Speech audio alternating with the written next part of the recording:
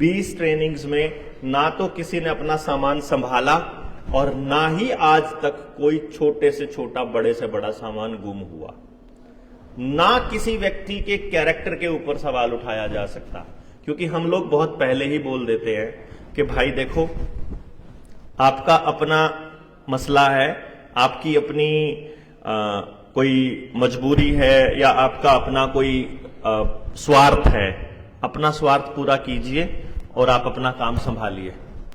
हमें कोई आपत्ति नहीं है कि आप अपना अपना काम निकलवा के अपने घर बैठ जाते हो, लेकिन यदि आपको ऐसा लगता है कि आप ऐसे व्यक्ति नहीं हो जिनके आसपास में अपने बच्चों को, अपनी फैमिली को छोड़ करके निश्चिंत ना हो जाऊं, या आप ऐसे व्यक्ति हो जिसकी नजर दूसरे के सामान पर है, या आप ऐसे व्यक्ति हो जो किसी नशे के आदी हो चुके हो। देखो, नशा मतलब जैसे कोई ड्रिंक करता है, वो करता है, ये अलग बात है, लेकिन कोई व्यक्ति ऐसा है जिसको शाम को ड्रिंक करे बिना नींद ही नहीं आती, जिसके लिए वो आदी हो चुका है, तो फिर भैया अपने आप को जनता सरकार मोर्चा का साथी मत कहना। ये मेरी रिक्वेस्ट है आप सबसे, हम सबसे पहले हम यही कहते हैं। फिर आप अपना काम कीजिए, आप हमसे जो मदद चाहिए वो लीजिए, कोई दिक्कत नहीं है। आपका काम हम लोग तब भी करेंगे, ऐसा कोई मसला नहीं होगा कि आप जनता सरकार मोर्चा को ज्वाइन करेंगे तभी ये होगा। ये हम ट्रेनिंग में बुलाने का मकसद सिर्फ इतना होता है कि आप इस 3 दिन में ये समझ जाएं कि आपके साथ, आपके घर के अंदर जो षड्यंत्र चल रहे हैं, क्या आपको उनका पता है? क्या आप जो अखबार के जरिए आपके साथ षड्यंत्र होता है, आपके घर में अखबार आता है मान लो, या आप अखबार पढ़ते हो, उसके अंदर आपकी माइंड प्रोग्रामिंग होती है, हमको तो यह भी नहीं पता। आपको खाने के लिए जो दिया जा रहा है, पहनने के लिए जो दिया जा रहा है, लाइफस्टाइल आपको जैसा दिया जा रहा है, समाज में जो कल्चर डेवलप किया जा रहा है, आपके बच्चों की शिक्षा जैसी है, आपके खेत में जो आपको बीज दिए जा रहे हैं, या जो पूरी की पूरी व्यवस्था बनाई जा रही है, ये पूरी योजनाबद्ध तरीके से बनाई जा रही है। अगर ये बात आपको मालूम पड़ जाए तो फिर आप लोग लड़ने के लिए तैयार हो सकते हो कि नहीं? और अगर ये मालूम ही ना हो, अब किसी को मालूम ही नहीं है कि ये सब चीजें जो है, अब कह देंगे यार बहुत महंगाई हो गई। अगर आपको ये पता चल जाए कि इस महंगाई के पीछे कारण क्या है, अगर कोई कह देगा यार ना सब बीमार रहने लगे, अगर हमें मालूम पड़ जाए कि बीमार क्यों रहने लगे, भाई कारण पता हो, कारण को ही दूर कर दो, क्योंकि ये तो सबसे बढ़िया तरीका है कि इलाज से बेहतर परहेज होता है। जिस कारण से वो चीजें खराब होती हैं, वो कारण ही समाप्त कर दो, बात खत्म हो जाएगी। तो यही बात हमने लोगों को समझानी है कि भाई, अब वो लोग कहते हैं कि यार, कई बार ना हमसे सवाल पूछा जाता है कि आप तो हमको बाबा आदम के जमाने में लेके जाने की बातें करते हो, कई मुद्दों पर हम ये बात करते हैं। तो मैं उनको एक बात बोलता हूं कि जब आप अपने घर के आसपास का ही अन्न खाते हो, वही अन्न खाते हो जो वहां की उपलब्धता के अनुसार होता है, तो आप कभी बीमार नहीं पड़ोगे। अगर आप बाहर से आया हुआ खाना खाते हो तो आप बीमार पड़ना शुरू हो जाओगे। अब इसमें बाबा आदम की बात है कि यह सच की बात है, ये तो फैक्ट है ना। इसमें बाबा आदम का क्या है? अगर अनपढ़ आदमी जब थे, भाई जब हमारे देश के अंदर अनपढ़ता थी, उस टाइम पर अगर हमारे बुजुर्ग अपने पूरे गांव की बेटियों को अपनी बेटी मानते हों, सारे गांव के बच्चों को साजला बच्चा मानते हों, सबको नजर एक सम्मान की दृष्टि से देखते हों और भाईचारा कायम हो, और पढ़े लिखे होने के बाद, इतनी पुलिस होने के बाद, इतनी कानून व्यवस्था होने के बाद, इतनी सब चीजें होने के बाद, यदि हमारे बच्चे अपनी ही चचेरी ममेरी बहन के बारे में गलत विचार ले आए दिमाग में, अगर हमारे बच्चों के अंदर व्यभिचार बढ़ जाए, तो भैया फिर अगर पढ़ने लिखने से अगर भाईचारा टूटता है और अनपढ़ आदमी अगर भाईचारे में रहता है, तो इससे पढ़ाई ना करो ज्यादा बेटर है। अगर गांव में डॉक्टर आने के बाद में ज्यादा लोग बीमार होते हैं और जब डॉक्टर नहीं था तब हम ज्यादा स्वस्थ रहते थे, तो भैया फिर ना आना बेटर है। क्यों भाई? इसमें कोई जमाने की बात नहीं है, इसमें तो सच और झूठ की बात है। आप देख लो आपके लिए सही क्या है, और जो सही है वही हम आपको बता रहे हैं। और ये हम आपके सामने खुलासा करेंगे इसके बारे में कल, कि आपके खेत को कैसे बर्बाद किया योजनाबद्ध तरीके से। जब आपको मालूम पड़ जाएगा तो आपको समझ में आ जाएगा। जैसे मैं अब राजस्थान की ही बात कर लेता हूं। राजस्थान में जहां पर अभी भी बारिश से ही खेती हो रही है, जहां अभी ड्रिप इरिगेशन नहीं आया है, जहां पानी समर्सिबल से नहीं निकलना शुरू हुआ है, अभी कुछ जगह है, और जहां ऐसी जगह हैं वहां के लोग अभी भी पुराने और ओरिजिनल बीज बचाए हुए रखे हुए हैं, है कि नहीं? जहां पानी समर्सिबल से निकलना शुरू हो गया है वहां अभी हाइब्रिड बीज आ चुके हैं।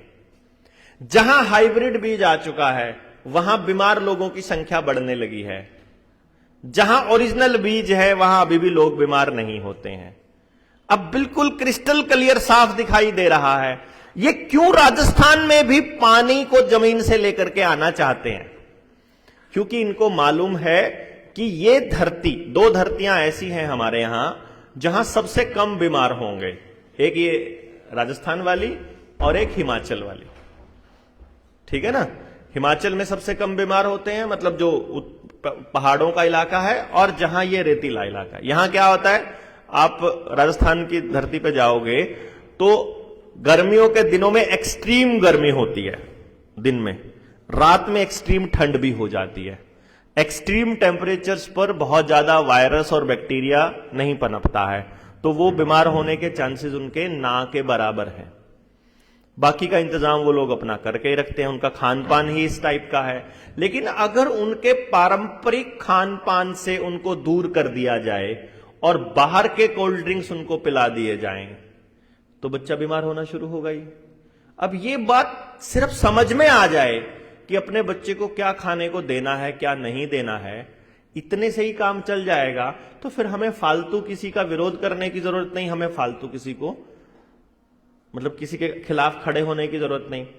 सड़क पर आंदोलन तो हमें तब करना पड़ेगा जब हमारे मौलिक अधिकारों को जबरदस्ती कोई कुचलने की कोशिश करेगा, और वो दौर आने वाला है। उसी के लिए यह संगठन इकट्ठा किया जा रहा है। आप ये समझिए, पेंडेमिक ट्रीटी आ रही है। किस किस को पता है पेंडेमिक ट्रीटी के बारे में?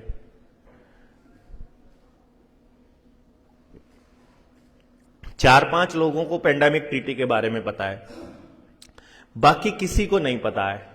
तो जब उनको पता ही नहीं है तो वो लड़ेंगे कैसे? क्योंकि जब वो होने लगेगा तो आपके सामने वो हालात पैदा होने लगेंगे, और आपको हम जैसे लोगों ने पहले ही बता रखा होगा कि अब ऐसा होने वाला है, तो फिर आपको समझ में आना शुरू हो जाएगा। जैसे मैं आपको एक चीज बताता हूं, अखबार में खबर छपती है, इंदौर देश का सबसे साफ सुथरा शहर। छपी थी एक बार खबर, तीसरी बार, है ना? और एक और बताऊं मैं आपको, उसी इंदौर के बारे में खबर छपेगी, इंदौर देश का सबसे प्रदूषित शहर। यह भी छपी हुई है, मैंने देखी है। यही काम दूसरे शहरों के लिए हो रखा है, और वो सिर्फ कहां छपेगी मालूम है? सिर्फ इंदौर के डिस्ट्रिक्ट पेज पर। मतलब एक महीने में इंदौर होगा, अगले महीने में कोई दूसरा शहर होगा, अगले महीने में तीसरा शहर होगा, फिर हमारा करनाल हो जाएगा, फिर इधर से जयपुर हो जाएगा। मतलब प्रदूषित वाली भी और सबसे साफ सुथरे वाली भी।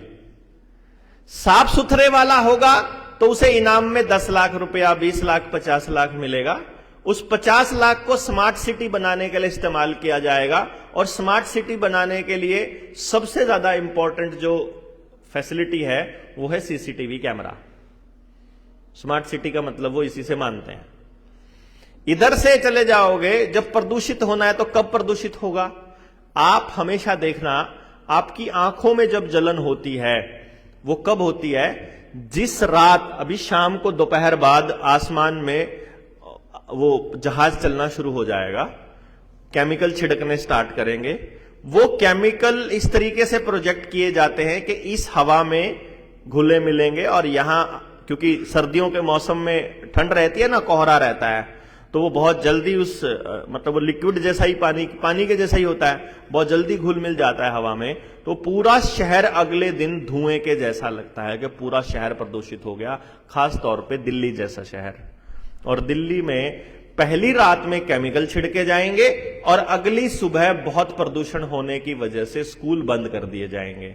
अब ये बात तो हम 3 साल पहले बता रहे थे कि ये लॉकडाउन बंद होगा तो क्लाइमेट लॉकडाउन चालू होगा।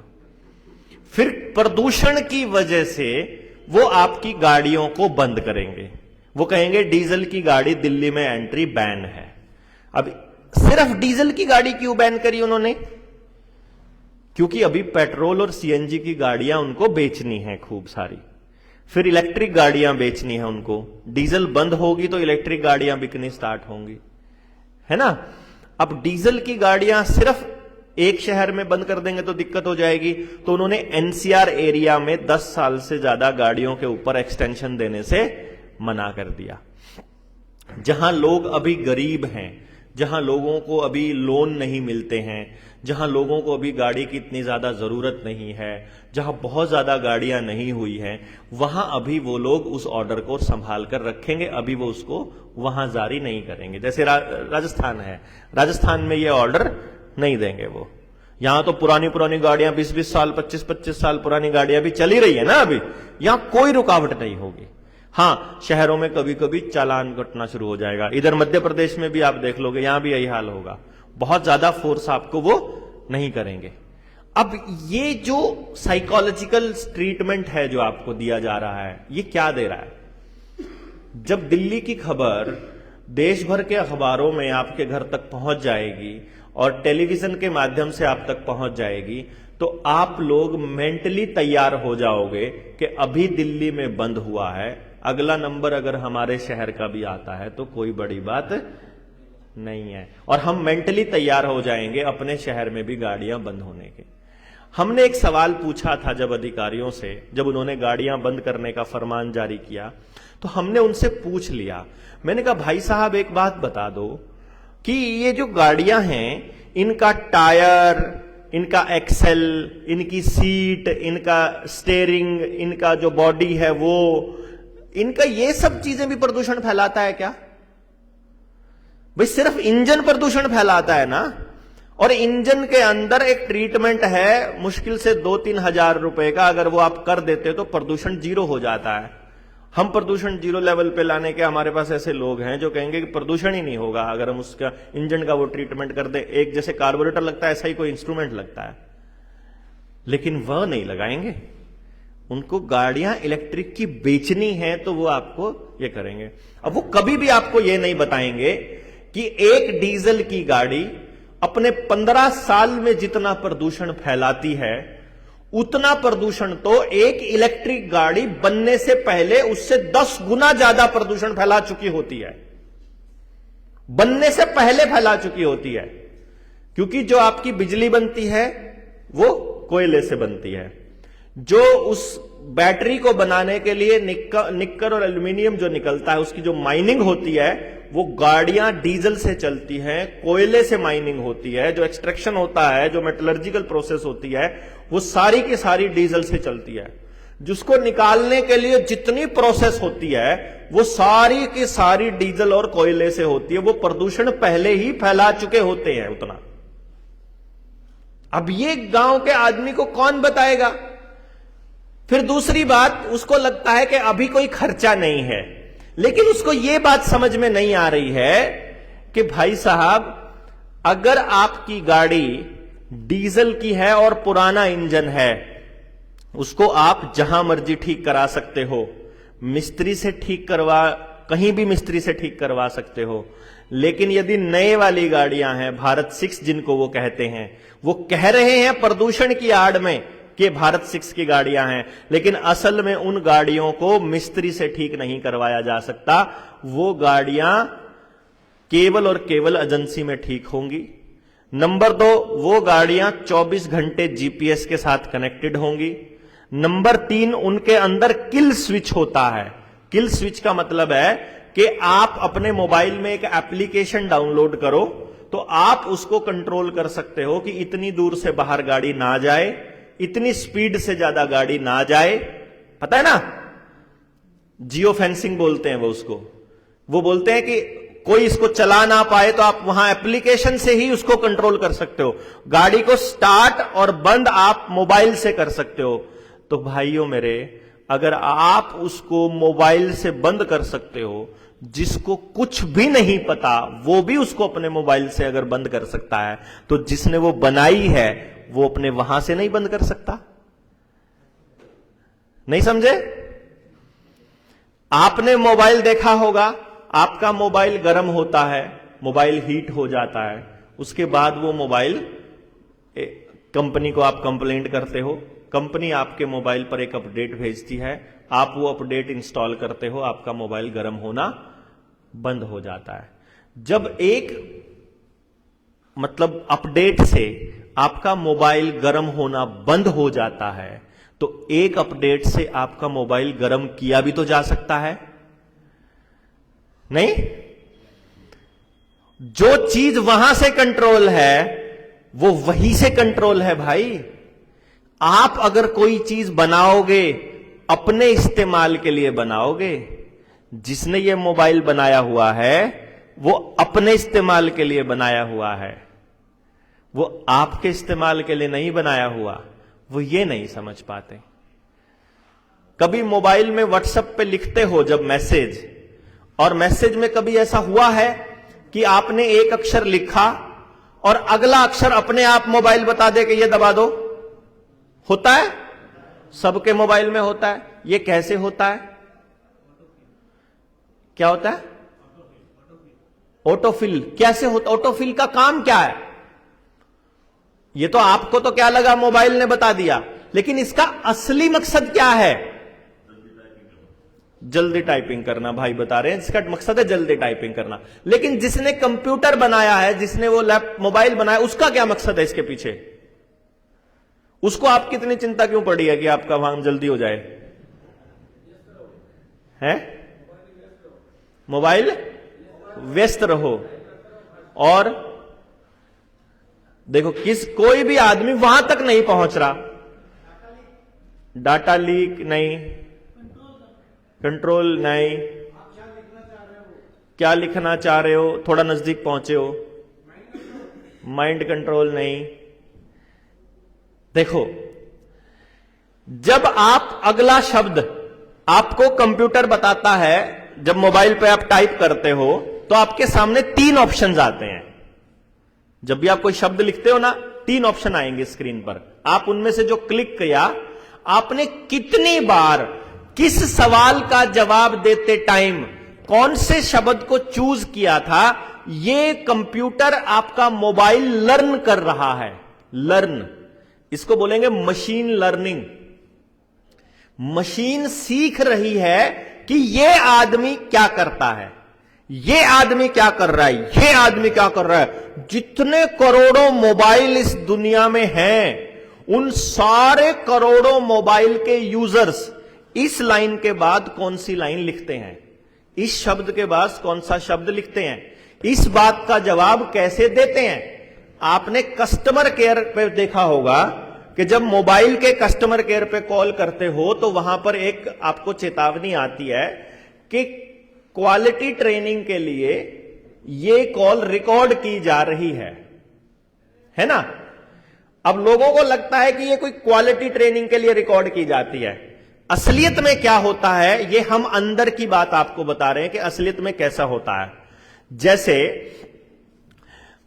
मैंने कोई टेलीकॉम कंपनी में मैं काम करता हूं और मैंने जवाब देना शुरू किया कॉल सेंटर पर लोगों की कॉल्स का। तो कॉल्स का जवाब देते देते आमतौर पे लोगों के सेम तरह के सवाल होते हैं।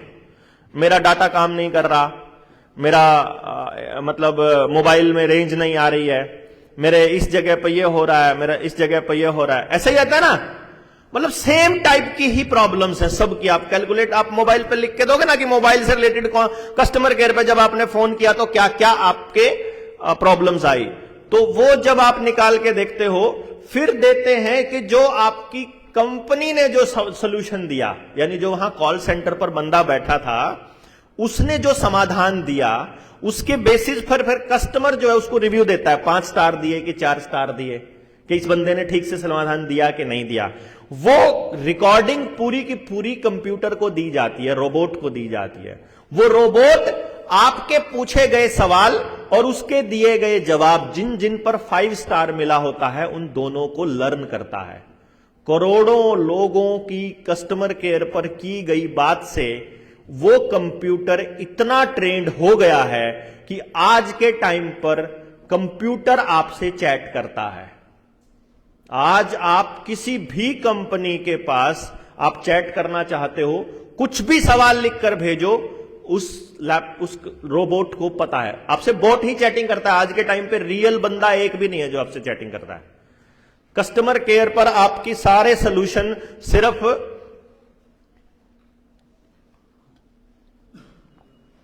ऑटोमेटेड कॉल रिकॉर्डिंग से ही हो जाते हैं, है कि नहीं? आप कॉल करो, ये करना है तो इस पे जाओ, यह करना है तो इस पे जाओ, ये तो दिक्कत है तो इधर जाओ, दिक्कत है तो जाओ, हो गया। नहीं तो कंप्यूटर आ जाएगा आपसे चैट करने के लिए, है? चैट जीपीटी तो बाद में आईवीआर से हो जाता है।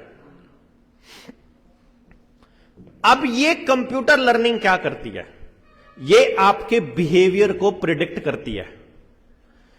बिहेवियर को प्रिडिक्ट कैसे करेगी? आपने जूते कब सर्च किए मोबाइल पर, कौन से जूते लेने या कौन सा कपड़ा लेना या कौन सी आइटम लेनी है, जब आपने सर्च किया उसके कितने घंटे के बाद आपने जाकर दुकान से खरीद लिया, आपका यह बिहेवियर पैटर्न नॉर्मल है।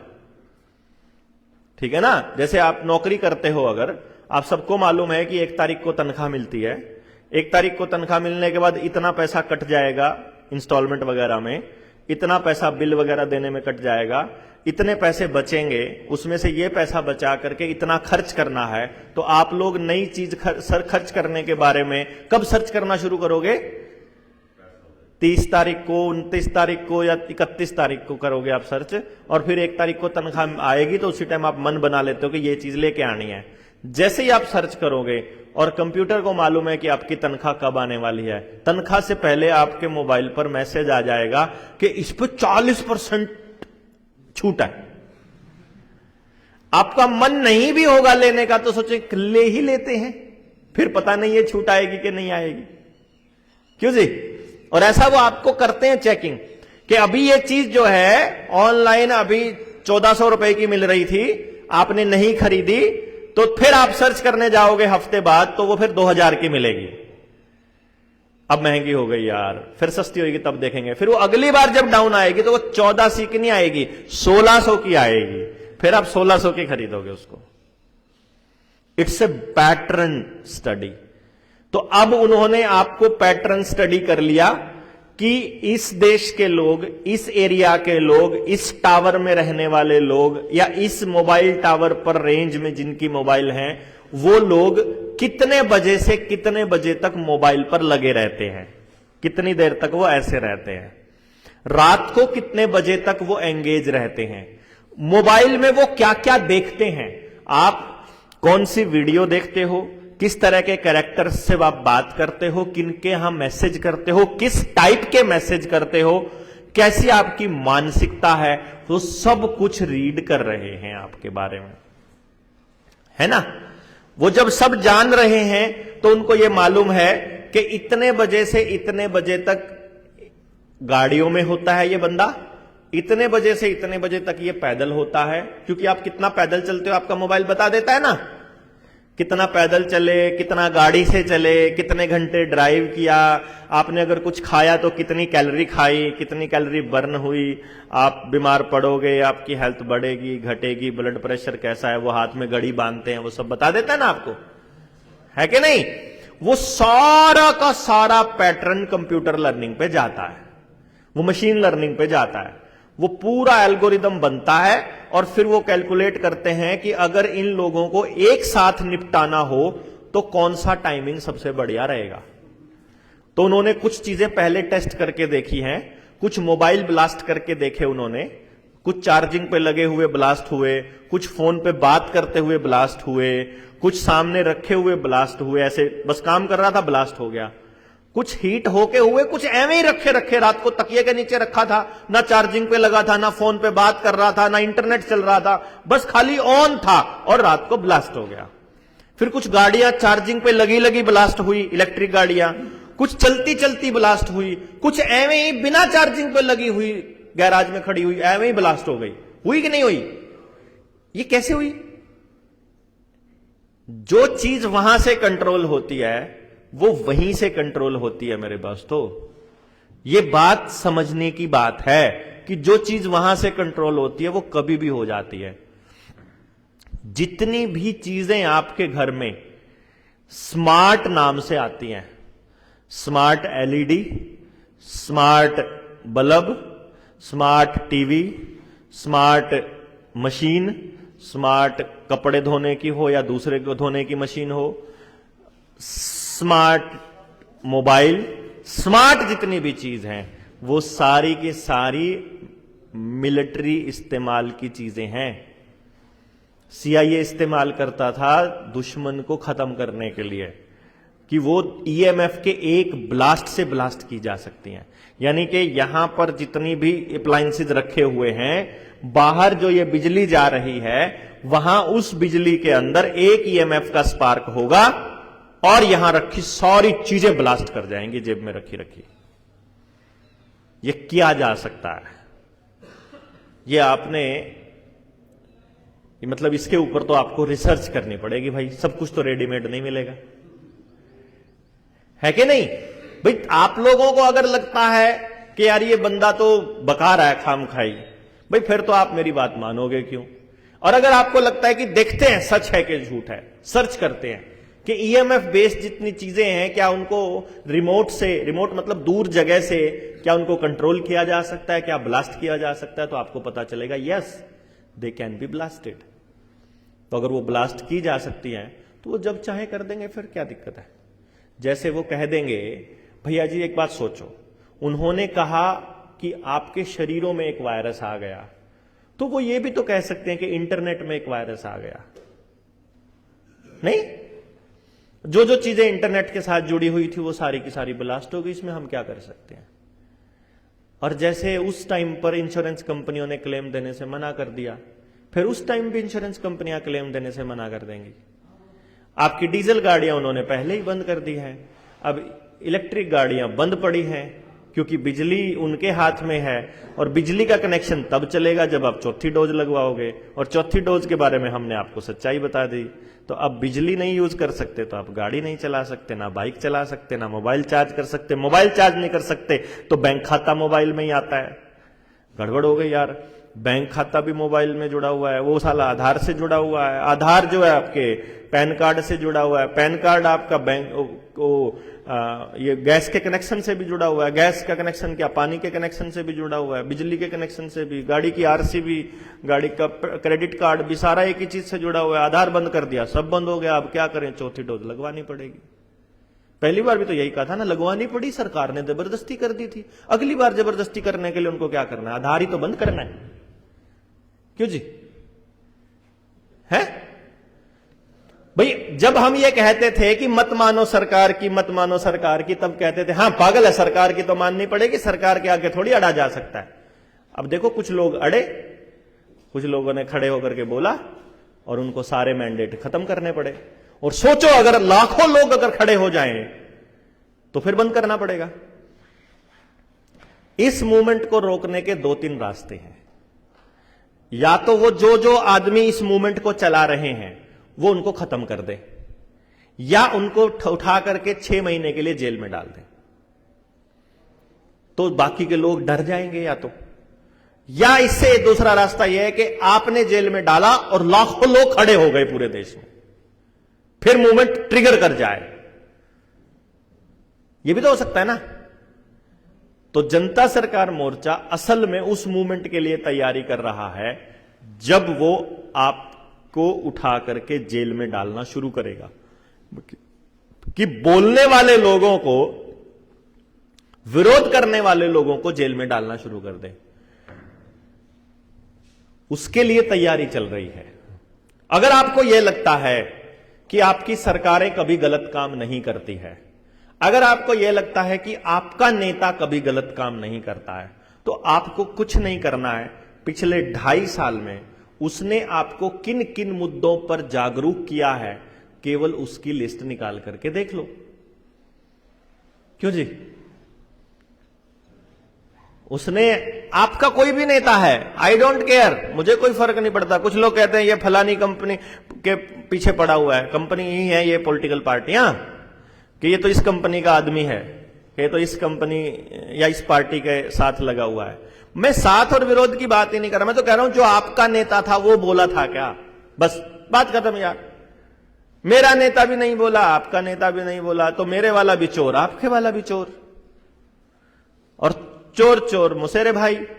तो मुसेरे भाई आपस में मिलकर काम कर रहे हैं, हम सारे के सारे आपस में मिलकर काम नहीं कर रहे हैं। जो मिलकर काम कर रहे हैं वो राज कर रहे हैं, जो अलग अलग काम कर रहे हैं वो छित्तर खा रहे हैं, उनकी छित्तर परेड हो रही है।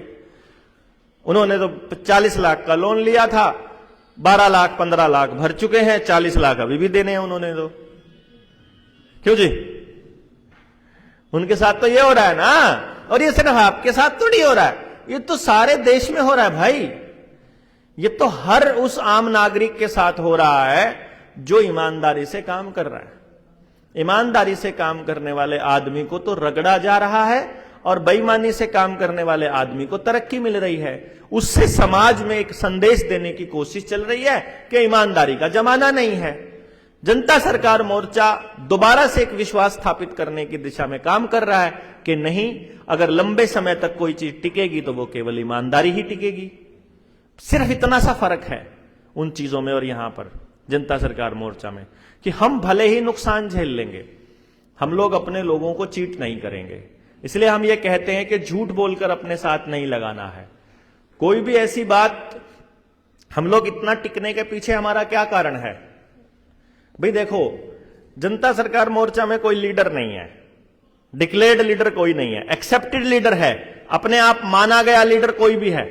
जिस दिशा का एक्सपर्ट है उस या जो जहां पर अपने साथी को ज्यादा समझता है कि इसको मेरे से ज्यादा अनुभव है, वो उसको अपना लीडर अपने आप माने बैठा है। लेकिन डिक्लेयर्ड लीडर ना होने के बावजूद भी अगर 2 साल से जनता सरकार मोर्चा सर्वाइव कर रहा है, तो उसका एक ही कारण है कि हमने एक भी आदमी को झूठ बोलकर अपने साथ नहीं लगाया। हमने बोला है तुम्हारा व्यक्तिगत स्वार्थ है वो हल होगा, उसमें कोई दिक्कत नहीं है, लेकिन जब समाज के लिए अगर आप काम नहीं करोगे, यदि आप अपने पड़ोस के बच्चे को नहीं संभालोगे, तो आपके बच्चे को कौन संभालेगा? सीधी सी बात है।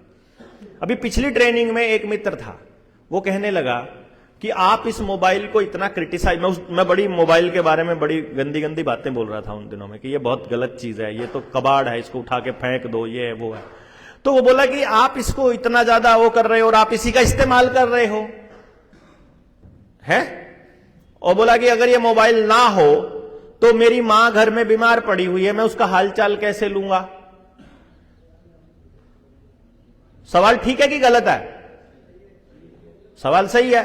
अब मैंने उसको क्या बोला कि भाई अगर तूने अपना समाज बनाया होता, तूने एक घर इधर वाले घर के साथ भी अपने घर जैसा व्यवहार किया होता और एक घर इधर वाले को भी, अगर तूने 2 घर कमा लिए होते विश्वास के, जिनके ऊपर तू आंख बंद करके भरोसा कर सकता है, तो तुझे मोबाइल की जरूरत पड़ती क्या है? मेरी मां को देखने के लिए अगर मेरे गांव में 2 घर हैं, 2 बेटे और हैं, तो मैं यहां आराम से घूम सकता हूं कि नहीं? मेरे घर को संभालने के लिए अगर एक घर भी है पीछे से छोटे मोटे काम करने के लिए, तो मैं फ्री हो सकता हूं कि नहीं? दिक्कत तो यह है ना कि मैं अपने घर को संभालने पे लगा हूं, ये अपने को लगा, ये अपने को ये लगा, और किसी का नहीं संभल रहा किसी से, है ना? सारा पंगा यह हो रहा है कि हम सब अपने अपने बच्चों को अपना मान बैठे हैं और अपना मान के ये सोच रहे हैं हम ही इनके लिए सबसे बढ़िया करेंगे। तो जनता सरकार मोर्चा ने ये एक विचार समाज को देने की कोशिश की है या कर रहा है जनता सरकार मोर्चा कि भाई आपका घर सिर्फ आपका नहीं है, वो सबके घर के जैसा ही है। आपके बच्चे पूरे गांव के बच्चे हैं और पूरे गांव के बच्चों की तरफ देखे बिना आप अपने बच्चों को नहीं संभाल सकते। समझे ना बात आप? मतलब आपको अपने बच्चे की सुरक्षा के लिए यह सुनिश्चित करना पड़ेगा समाज में कि मेरे पड़ोसी का बच्चा भी सुरक्षित है कि नहीं।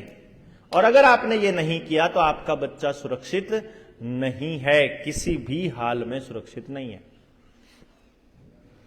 और इसीलिए हम ये कहते हैं कि सारा कार्यभार सरकार से उठाना होगा हमको, समाज को। शिक्षा सरकार का काम नहीं है, यह समाज का काम है।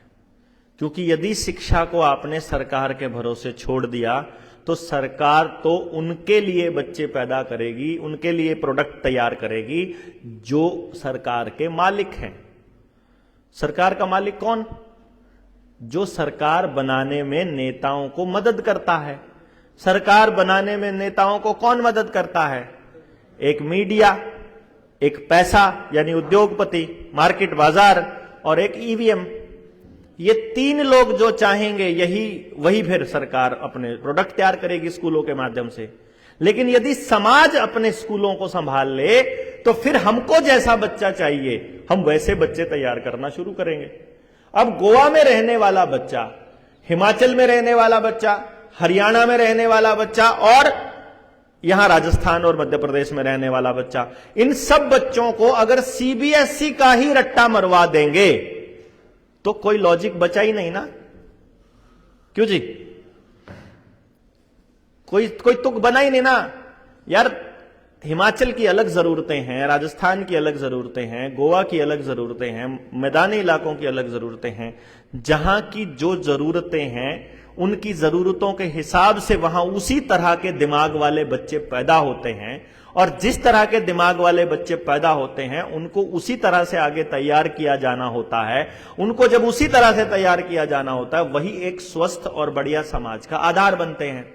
अगर उस आधार को ध्यान में रखकर हम काम नहीं करेंगे तो हमारे जो नतीजे हैं हमारे काम के वो नील बटे सन्नाटा ही होंगे। फिर इसीलिए ये हो रहा है कि आप सब लोग, आपके बच्चे चाहे तीसरी क्लास में हो, चाहे आपका बच्चा ग्रेजुएशन के तीसरे साल में है, चाहे मास्टर्स में है, चाहे पीएचडी में है, सब चिंतित हैं कि इसका क्या होगा। सब चिंतित है ना। किसी को रास्ता नहीं मिल रहा। आपको भी नहीं मिल रहा, आपके बच्चे को भी नहीं मिल रहा, आपके बच्चे के टीचर को भी नहीं मिल रहा। तो फिर क्या हो ऐसा रास्ता? यह समाज को तय करना पड़ेगा। अब समाज कौन? हर गांव का अपना समाज। क्योंकि सरकार चाहती है ताकत को एक जगह पर कंसंट्रेट करना, और जनता सरकार मोर्चा बात कर रहा है ताकत को वापस गांव को देना, कि गांव तय करेगा उसके गांव में किस तरह की शिक्षा चाहिए, कैसा स्वास्थ्य चाहिए, कैसे डिसीजन मेकिंग चाहिए। अगर गांव के पास ये पावर नहीं है तो फिर कोई लाभ नहीं है, क्योंकि सरकार तो फिर मैंने कहा बाजार के हिसाब से तय करेगी, और बाजार का एक ही नियम है, पैसा और प्रॉफिट, है कि नहीं? बाजार का कोई दूसरा नियम नहीं है।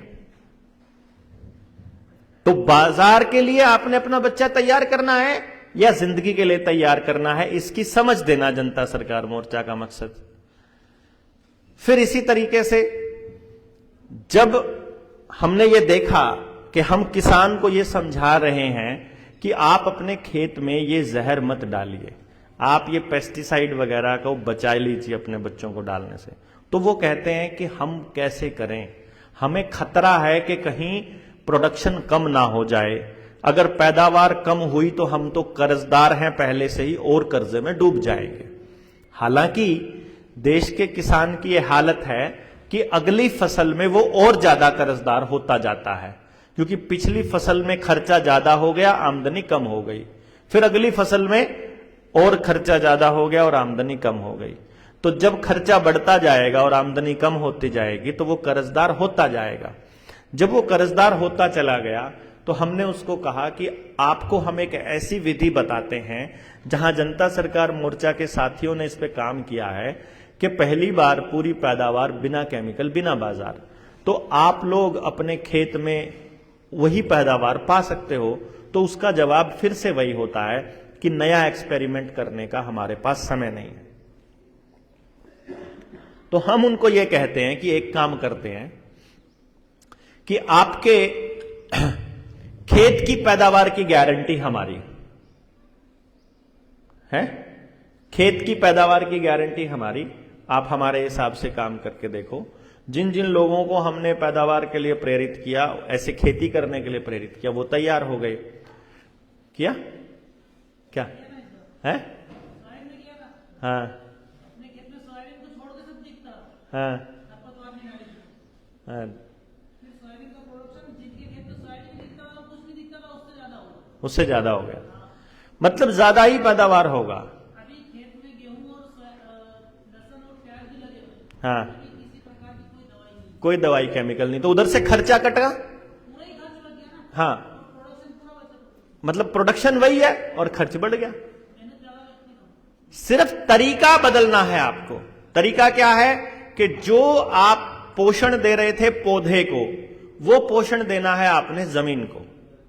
जमीन को पोषण मिल गया, वो पौधे को अपने आप दे देगी।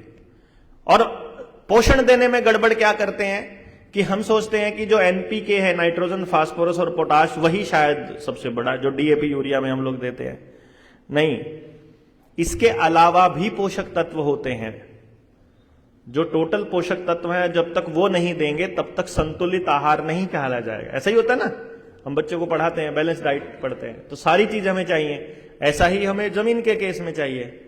तो जब हम किसान से बात करते हैं तो किसान कहता है कि भाई हम क्या करें, हम तो कर्जदार हैं। स्कूल के केस में भी, बाकी व्यवस्थाओं के केस में भी, हर आदमी अपनी जो आखिरी मजबूरी बताता है वो यही बताता है कि हम कर्जदार हैं।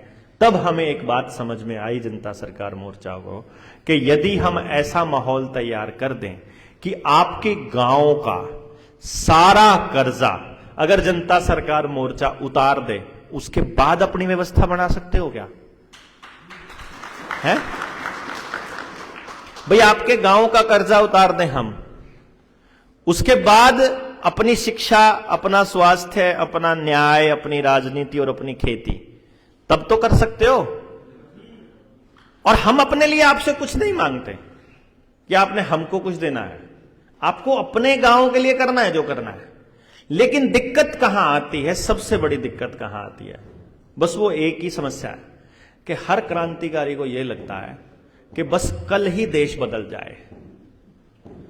आज मैं निकला हूं, जिस से बात करूं, बस वो सारे मेरी बात मानते हुए मेरे पीछे पीछे लगे। बस यही समस्या है। वो ये भूल जाता है कि भाई साहब, आप जिनको समझा रहे हो, उन्होंने, अब यहां 50 साल का भी बंदा बैठा है, 60 साल का बंदा भी बैठा है, 40 साल का बंदा भी बैठा है। अब उनको दुनिया में उनके साथ चल रहे षड्यंत्रों के बारे में कुछ नहीं पता। तो अभी तक वो क्या सोच रहा था, मैं आपको आम जनमानस की बात बताता हूं। जिसको इन षड्यंत्रों के बारे में नहीं पता, वो अपने जीवन के बारे में क्या सोचता है? वो ये सोचता है कि भगवान है तो सही, बस मेरी नहीं सुन रहा। क्योंकि उसको पंडित जी ने बोला है कि सच्चे मन से मांगेगा तो मुराद पक्का पूरी होगी। अब उसको टेंशन ये रहती है कि शायद मैंने सच्चे मन से मांगा ही नहीं होगा, मेरा मन सच्चा हुआ ही नहीं होगा, है ना। उसको यह लगता है कि शायद ये मेरे पूर्व जन्मों का फल है। शायद उसको यह लगता होगा कि मेरी किस्मत खराब है। शायद उसे यह लगता होगा कि ये तो कर्मों का खेल है। तो वो इसको मान बैठा है कि सिस्टम में कोई खराबी नहीं है, नेता चोर नहीं है, सिस्टम चोर नहीं है, सिस्टम में कोई षड्यंत्र नहीं, मेरी किस्मत खराब है। उसे क्या लग रहा है कि देख, ये भी तो बच्ची ड्रेस पहन के बैठा है, ये भी तो पहन के बैठा है, ये भी तो सारे बाबूजी बन के बैठे हुए हैं, मेरा ही नाश हो रहा है। बस उसको ऐसा लगता है मेरे साथ ही गड़बड़ है, बाकी सबका तो ठीक चल रहा है, बस मेरे साथ गड़बड़ है। फिर जिसके घर जाकर के देखो, सबका बुरा ही हाल हुआ मिलता है। मतलब 90% का तो बुरा ही हाल मिला है। अब लग रहा है कि यार देखो, एक आदमी का हो सकता है, 2 आदमियों का हो सकता है ऐसा हाल, 4 आदमियों का हो सकता है, सबका इतना बुरा हाल हो मतलब ये कोइंसिडेंस नहीं हो सकता, ये इत्तेफाक नहीं हो सकता, ये तो षड्यंत्र का हिस्सा ही हो सकता है। फिर इसको समझना पड़ेगा भाई, पूरा समझना पड़ेगा, और फिर आपको जाना पड़ेगा उसके मूल में, क्योंकि चीजें मूल में जाकर ठीक करनी पड़ेंगी। इसके अलावा आपके पास कोई रास्ता नहीं है। यही हम समझाने की कोशिश कर रहे हैं। और फिर जब आपने अपने जीवन में 40 साल 50 साल जो भी सोचा है उसको माना है, और मेरे जैसा आदमी आकर आपको कह दे कि भैया पिछले 40 साल से तेरा बेवकूफ बनाया जा रहा है और तू इतना बेवकूफ बन चुका है, तो आदमी सीधे सीधे अपने माथे पर बेवकूफ की स्टैंप नहीं लगवाएगा भैया। भैया है ऐसे थोड़ी होता है, ऐसे थोड़ी होता है। फिर वो बहाना ढूंढेगा अपने आप को जस्टिफाई करने का, फिर वो बहाना ढूंढेगा किसी को उसका कसूरवार ठहराने का। आमतौर पे हमारे यहां समाज में एक ट्रेंड है, आप गौर करना कभी भी। 4 दोस्त हैं, चारों दोस्त ने कहीं जाना था और वो लेट हो जाते हैं जाने में। आप चारों के बहाने सुनो ध्यान से, मतलब वो सिर्फ जस्टिफाई करने पे लगे रहते हैं कि मेरी वजह से लेट नहीं हुए, बस ये तीनों गड़बड़ हैं इसमें। मतलब इन तीनों में से किसी एक की गलती है या इन तीनों की गलती है। मतलब मैं ठीक हूं और मैं अगर लेट हुआ हूं ना तो मेरी गलती नहीं है, पीछे कोई और था जिसकी गलती थी। समझ गए ना कि मेरा दूधिया लेट आया, मेरा वो रास्ते में जाम लग गया, फलानी चीज हो गई। मतलब हम लोग ये जस्टिफाई करने में लगे रहेंगे कि गलती मेरी नहीं है।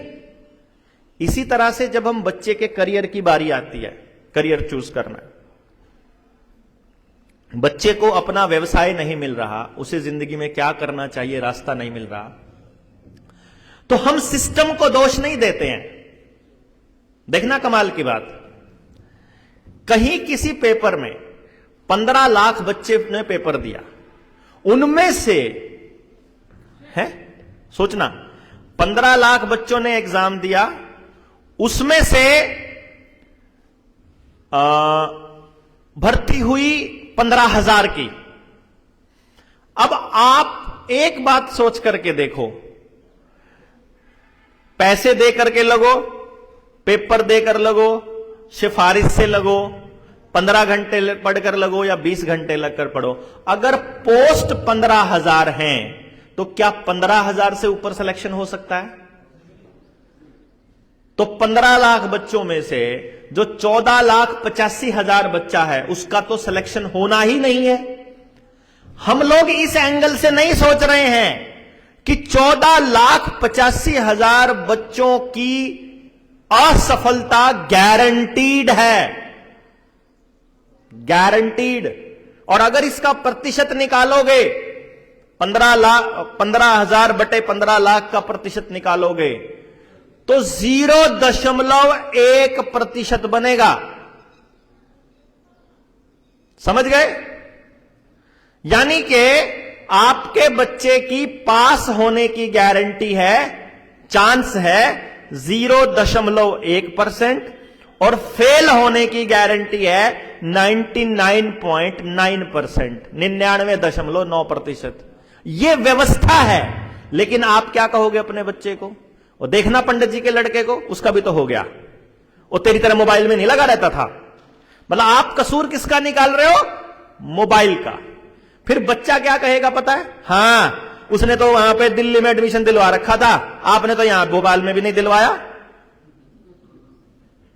वो कसूर निकाल रहा फिर पिताजी का कि तुम्हारे एडमिशन दिलाने में गड़बड़ थी कहीं ना कहीं। फिर वो कसूर निकालेगा कि तुम अगर दोनों ने दिल्ली में ही दिलवा दिया एडमिशन तो वो कहेगा तुमने फलाने इंस्टीट्यूट में नहीं दिलवाया, वहां ज्यादा फीस लगती थी, तुमने सस्ते वाले में करवाया। मैं अगर उस वाले इंस्टीट्यूट में होता तो मेरा हो जाता। ठीक है, उस वाले इंस्टीट्यूट में एडमिशन होता तो फिर कहेगा फलाना मास्टर मेरे को नहीं पढ़ा रहा होता तो हो जाता, ये वाला पढ़ाता तो हो जाता। मतलब हम किसी भी तरह से अपने फेलियर का ठीकरा किसी भी दूसरे आदमी पर फोड़ना जानते हैं। हमने ये अपना माइंडसेट बनाया हुआ है। जब तक ये माइंडसेट हमारा बना रहेगा तब तक हम कुछ भी बदलाव नहीं कर सकते, इसकी गारंटी है। तो इससे बचने का एक ही तरीका है, पहले हम माने कि हमको बेवकूफ बना दिया जा चुका है, फिर माने हम बेवकूफ बन चुके हैं, फिर अब हमको समझ में आने लगा है, अब हम समझ रहे हैं, अब हम समझ चुके हैं, हमसे गलती हो गई है, हम कसूरवार हैं कि हमारे होते सिस्टम खराब हुआ, हम ही ठीक करेंगे। यहां जब तक नहीं पहुंचेंगे इस रास्ते से, तब तक चीजें ठीक नहीं होंगी। यही एकमात्र रास्ता है, क्योंकि आपको, आपके माहौल को, आपके घर को, आपके सिस्टम को ठीक करने के लिए बाहर से कोई व्यक्ति आने वाला नहीं है। अगर कोई बाहर का व्यक्ति आकर के यह कहे कि तुम मुझे सपोर्ट करो और मैं तुम्हारे गांव को बदलूंगा, तो समझ लेना वो फ्रॉड है। क्योंकि मुझे या किसी ने भी क्यों सिरदर्दी लूं भाई? जिनका गांव बर्बाद हो रहा है, जिनके बच्चे बर्बाद हो रहे हैं, जिनकी अगली पीढ़ियां बर्बाद हो रही हैं, जब उन्हीं को फुर्सत नहीं है तो मैं क्यों बदलूं? तो कोई भी नौकरी करने वाला आदमी, कोई भी बिजनेस करने वाला आदमी, कोई भी नहीं बदलेगा। तो गांव को जब ये समझाने के लिए निकलोगे, सोचो ये कितना मुश्किल टास्क है। यानी 40-50 साल की वो जो धूल है, गरद है, प्रोग्रामिंग है, सीखा हुआ है, लर्निंग है, याददाश्त है, कल्चर है, वो पूरा सिस्टम जो बना हुआ है, उस सिस्टम को आप गालियां देने लगोगे। अगर मेरी तरह है, अगर आप ये कहोगे कि सिस्टम ने आपका बेवकूफ बनाया है, तो क्या आपको लगता है कि वो गांव वाले आपकी बात को एक ही दिन में समझ जाएंगे? नहीं भैया जी, बिल्कुल नहीं समझेंगे। तो मतलब करना क्या होगा? कॉन्टिन्यूअस, कंसिस्टेंटली लगे रहना होगा। कई लोग हमको बोलते हैं कि यार मतलब गालियां भी पड़ती हैं, अप्रिसिएशन भी मिलता है, मतलब 3-4 बार अच्छा कुछ बोल देते हैं, 8-10 फिर गालियां देने वाले मिल जाते हैं, फिर 30-40 अच्छा कहने वाले मिल जाते हैं, फिर ऐसे ही कुछ गालियां देने वाले, कुछ मैसेजेस आ जाते हैं, कुछ भी आता रहता है। सब तरह के मूड स्विंग होते रहते हैं समाज के, अब हमको कहने वालों के। लेकिन मैं एक बात आपको बताऊं कि इस पूरी प्रोसेस में जो सबसे ज्यादा चेंज देखा हमने, वो ये देखा कि वो लोग जो आज से 3 साल पहले ये कहते थे कि ये आदमी पागल हो गया है, इसका ऊपर माला सटक गया है, इसका तो दिमाग खराब हो गया है, इसको कुछ समझ में नहीं आ रहा है, ये अकेला पता नहीं क्या समझता है अपने आप को, वो आदमी आज हमको कहने लगे हैं कि यार ये बात ठीक कह रहा है, जो इसने कहा था ठीक कह रहा था। ये प्रोसेस 2-3 साल लगे समझने में। अगर मान लो मैं 2-3 साल पहले बोल करके बंद कर देता,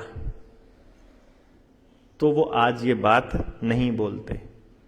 आज वो समझ में आया। जो मैंने 7 साल पहले, 8 साल पहले अपने एजुकेशन वाले मसले पर बोलना शुरू किया, उस टाइम पर जो लोग कहते थे कि नहीं नहीं ऐसे नहीं हुआ करता, सिलेक्शन तो नंबरों के बेस पर होना है, कॉलेज में एडमिशन तो नंबरों के बेस पर होना है, नंबर ही इंपॉर्टेंट है और पेपर की तैयारी करना ही इंपॉर्टेंट है, वो अब समझने लगे हैं कि नंबरों से पर आधारित एजुकेशन सिस्टम आपके बच्चों को बर्बाद करके छोड़ेगा। तो वो अब समझने लगे।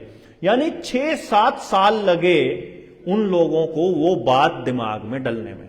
समझे बात आप? समझ रहे हो? यानी कि यदि आप चाहते हैं कि आपके आसपास के लोग भी इस बात को समझें, तो फिर आपको क्या करना पड़ेगा? ऐसे ही पागल होकर लोगों को समझाना पड़ेगा। आप आधा घंटा समझाइए, आप 1 घंटा समझाइए, आप 2 घंटे समझाइए, आप पूरा दिन, जितनी आपकी व्यवस्था बनती है उतना समझाना पड़ेगा। समझ में आए ना आए, लेकिन एक बात पक्का है कि जिनको समझ में आता जाएगा वो आपकी ताकत बनते जाएंगे।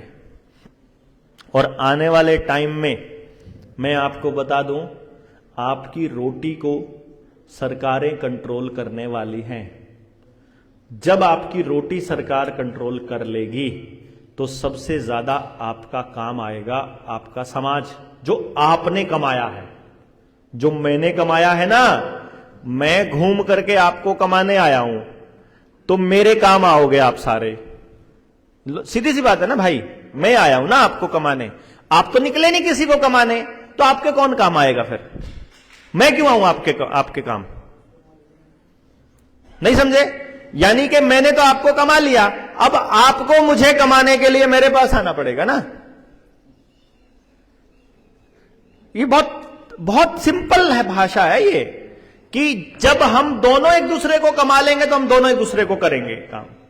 लेकिन मैंने इतना एफर्ट लगा लिया कि मैंने आपको कमा लिया, तो अब आप तो मेरे काम आएंगे, मैं आपके आऊं ना आऊं ये मेरी मर्जी है, क्योंकि आपने मुझे अर्न नहीं किया है अभी तक।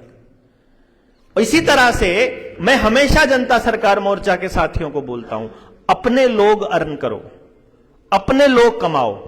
आपके पास अपनी एक टीम हो, कम से कम 20 से 50 लोगों की टीम आपके पास कम से कम होनी चाहिए, अपनी अपनी इंडिविजुअल, कि जब आपके ऊपर मुसीबत आए तो वो लोग आपके साथ खड़े हों। मैं आपको परसों की इंसिडेंट बताता हूं। उड़ीसा में अपने एक साथी हैं दिवाकर, उसकी बाइक को उठाकर ले गए श्रीराम फाइनेंस वाले। थाने वाले के साथ थानेदार के पहले भी 2-3 बार कोशिश करी थी, उसके सवालों के जवाब दे नहीं पाए तो भाग गए थे। अब की बार उन्होंने पूरी फील्डिंग रचाई, एसएचओ को पटाया, एसएचओ को पैसे दिए या क्या किया वी डोंट नो, लेकिन उस थाने से फोन आया कि तुमको आना होगा और आ जाओ। वो चला गया, बाय चांस वो अपनी बाइक पर चला गया, जाते उसको बिठा लिया, उसका मोबाइल ले लिया, उसका पर्स ले लिया, उसके सारा सामान ले लिया और चल अंदर। हवालात में बिठाने की कोशिश करी, मेरे पास खबर पहले ही पहुंच गई। मैंने बाकी लोगों को, वहां उड़ीसा वाले लोगों को बोल दिया। उन्होंने मेरे से पूछा कि आप बोल दो, आप कोई वीडियो बना दो पूरे देश से, पूरे इंडिया से। मैंने कहा देखो बात सुनो, हम बना देंगे, लेकिन ऐसे एक एक चीज के ऊपर ऊर्जा पूरे इंडिया की लगाना ठीक नहीं। तो एक काम करते हैं, हम पहले उड़ीसा से ट्राई करते हैं। अगर खाली उड़ीसा में अगर तुम लोग इतनी टीम बना चुके हो कि यहां से निपट जाए, तो जरूरी थोड़ी है पूरे देश से लोगों को करना। तो उड़ीसा वाले लोगों को ट्राई करते। तो मैंने उड़ीसा के ग्रुप में लोगों को बोला कि ये करके बात हो गई है, जो लोग पहुंच सकते हैं वो चल पड़ो, जो साथी कर सकते हैं वो मेल करो एसपी को, ये फोन नंबर है, इनको कांटेक्ट करो। उन्होंने चालू कर दिया। इतनी सी देर में बात वहां तक पहुंच गई। तो जब वहां तक पहुंची तो पैसे ले रखे थे होंगे शायद उसने, इसलिए मजबूरी वश उसने क्या किया, फाइनेंस वालों को छोड़ दिया, उसको फाइनेंस वालों को गाड़ी देकर भेज दिया, उसे अंदर हवालात में रखा। जब वो फाइनेंस वाले गाड़ी ले गए, बाइक ले गए, फिर उसको छोड़ा। तो मेरे पास फोन आया कि भैया क्या करें, गाड़ी तो उन्होंने फाइनेंस वालों को दे दी। मैंने कहा कुछ नहीं करना है, हमने सबको फोन कर दिया है, सारे आ ही रहे हैं, कल सुबह तक तुम्हारे पास पहुंच जाएंगे। कल सुबह थाने में फिर जाना, और तब तक हम लोग मेल करते हैं इधर से एसपी को, आईजी को। हमने इधर से मेल किए। मेल करने के बाद में वहां कुछ फोन कॉल्स किए। फोन कॉल करने के बाद कहीं पर कोई सोशल मीडिया पर कोई हलचल नहीं है। ले इस पे तो कर ले।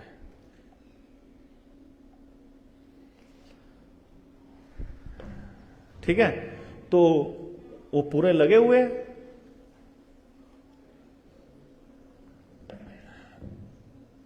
अब दोपहर के बाद मेरे को बोला कि हम तो यहां 8-7 लोग आ गए हैं, इतने से लोग से क्या बनेगा। मैंने कहा 8-7 लोग बहुत होते हैं। उन्होंने पूछा आपका संगठन कितना बड़ा है, बोला जी पूरे इंडिया में है। कितने लोग हैं, कहते हमें भी नहीं पता कितने लोग हैं, होने को आए क्या पता 1 लाख निकल आए, होने को आए क्या पता थोड़े से हों। तो बोले कि अभी मैं बुला रहे हूं और फाइनेंस वालों को बुला करके और तुम्हारा समाधान करते हूं। उन्होंने फाइनेंस वालों को बुलाया, बुला करके और उसकी बाइक उसको वापस भेज दिया। मैंने कहा यार ये तो कमाल हो गया।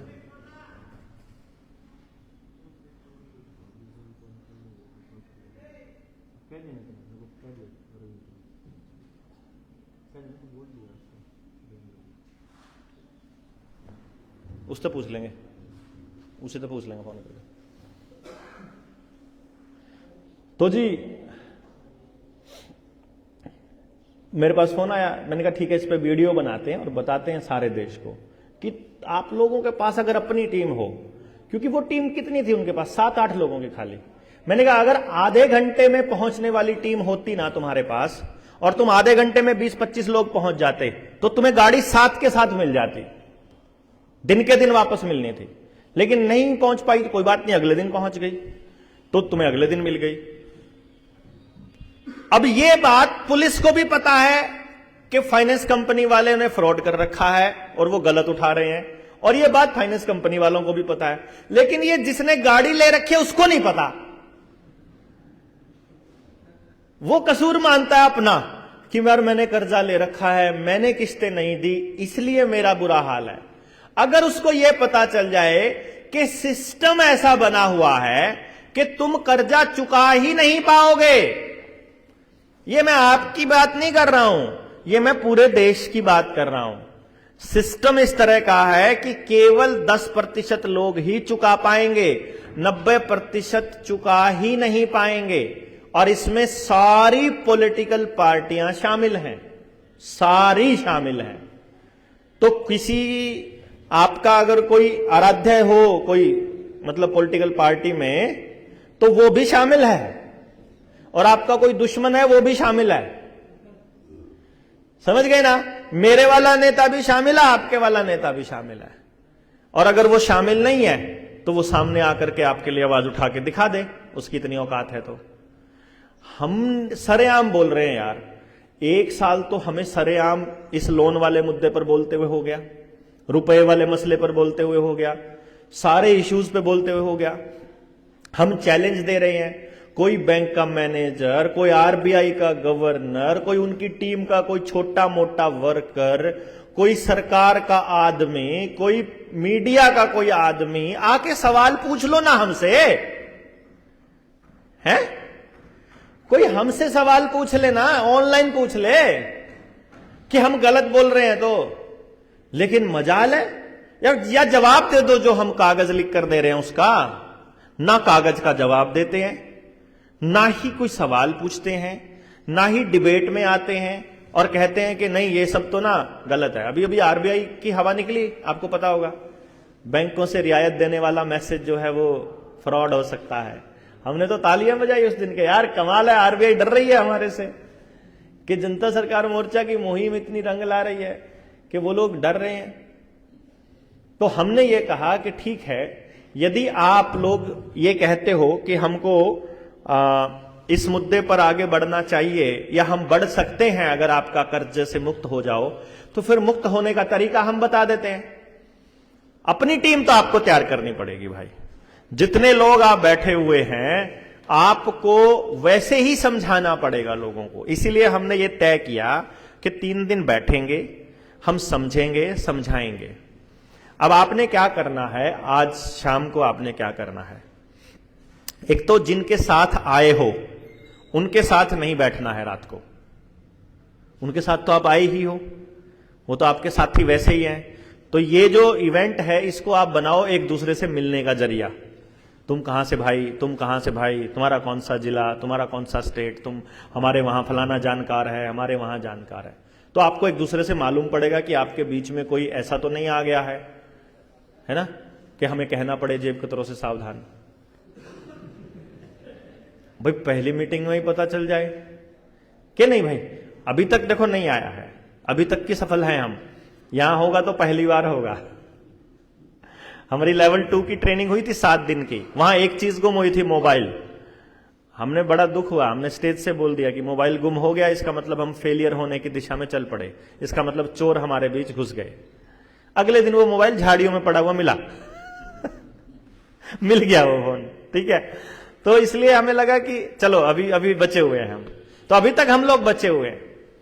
इसलिए हम ये कहते हैं आप अपना काम करिए और निकलिए। अगर आपको लगता है पैसे परिवार में मतलब हिस्सा नहीं बन सकते हैं तो, लेकिन अगर आपको बनना है तो जनता सरकार मोर्चा में हम कोशिश करते हैं कि अपने से पहले हम अपने साथ वाले का ख्याल रखें। हम लोग ये कोशिश करते हैं कि साथ वाले का ख्याल ज्यादा रखें, कि अपनी वजह से, देखो मैं आपको फायदा दे पाऊं या ना दे पाऊं इसकी गारंटी नहीं है, लेकिन आपको तकलीफ नहीं देंगे इसकी कोशिश करेंगे कि आपको दुख ना दें। इसी तरह से आपने भी एक दूसरे को तकलीफ नहीं देनी है, फायदा दे पाओ या ना दे पाओ वो एक अलग बात है। दूसरी बात, जब आप एक दूसरे को जान लेंगे यहां बैठे बैठे, तो आपको क्या करना है?